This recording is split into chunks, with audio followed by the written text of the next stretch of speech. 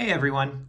So the worst thing happened today. I went to go unlock my car, and then after a couple clicks and it finally unlocked, got in the car, and since it's a keyless ignition, I was trying to hit start and it was still saying it wasn't detecting the key fob. So today I'm going to be changing the battery in this, a Nissan Leaf key fob. And the good news is you'll actually, it's a pretty similar process across a lot of Nissan key fobs. They're all designed pretty similarly.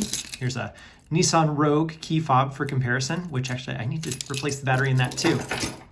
But today we're going to be doing our Nissan Leaf key fob and running you some really quick step-by-step tips to not only replace the battery, but actually replace it with a slightly larger battery, which will give you a little bit more battery life. So let's go ahead and get right into it. First things first, on the back here, you see that little profile. And if you've never played with your key fob a little bit, if you flip that switch, it actually does take out a manual key, which you do have in those emergency moments like I just detailed. You can get into the car and actually start the car with a key if ever needed. There's in the manual, there's actually how-to guides on that, but always good to know. But we're going to take that out so that we can start to just simply take apart. It's a two-piece plastic casing. And there's a little lip here that we're going to use a simple flathead screwdriver to start prying on. If you use a slightly larger one, and slightly larger flathead that is, and just simply look for, there's a nice little indent here so you don't ding it up too much. On the right side here, there's that indent. So I'm just going to put the driver right in there and rotate it, and we should hear a pop. And then you can see the opening went ahead and started there. Sorry, the autofocus is jumping around a little bit here. And then I'm just gonna gently work the flathead around to continue prying the two pieces apart.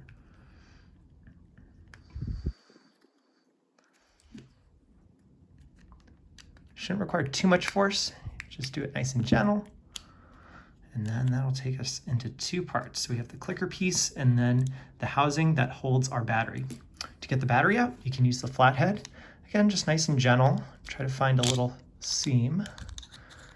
Oop. If I can balance this right. And then that takes our battery out. The worst thing, and I will admit, I've been meaning to do this video for a couple weeks. I've just been a little lazy to try to get to do it. But the biggest problem I always run into, right, is you take the battery out, or at least you know you need to get a replacement battery, and you don't know which exact battery you need to get. Gratefully, Nissan thought ahead for you, and right here, printed on the inside, is your battery spec. So you can see, hang on, let me see if I can get the light on it right. You can see CR2025, and that is indeed the battery we have in here. So you can see it on here too, Panasonic CR2025 3-volt. Now, like I mentioned, you can get a new 2025 battery. It'll work perfectly fine. Or you can get the slightly bigger brother, the 2032. If you can see the thing there, there we go. Gratefully, these are two very similar batteries. They're both the same voltage, literally the exact same battery in terms of performance. The biggest difference is thickness. You can see the 2032 is a little thicker. So like I mentioned, if we can get the 2032 to work in the key fob, it'll give us a little longer battery life than the 2025 because it has more storage capacity.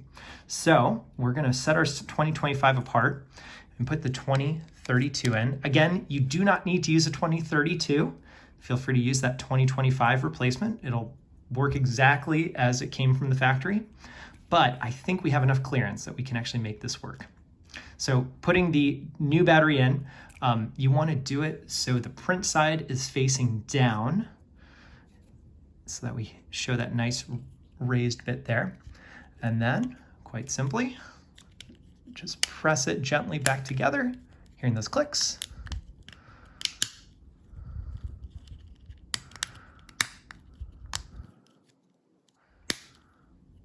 Go, double checking, everything's okay.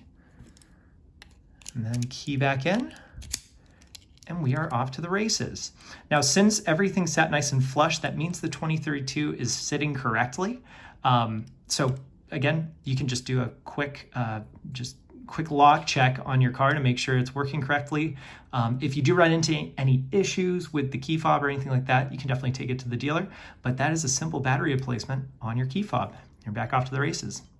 Thanks so much for watching, guys. Feel free to comment below on anything else you'd like to see us do on our Nissan Leaf. I have a couple other how-to and how to fix it video ideas, but please feel free to comment, like, and subscribe, and I'll catch you guys in the next video.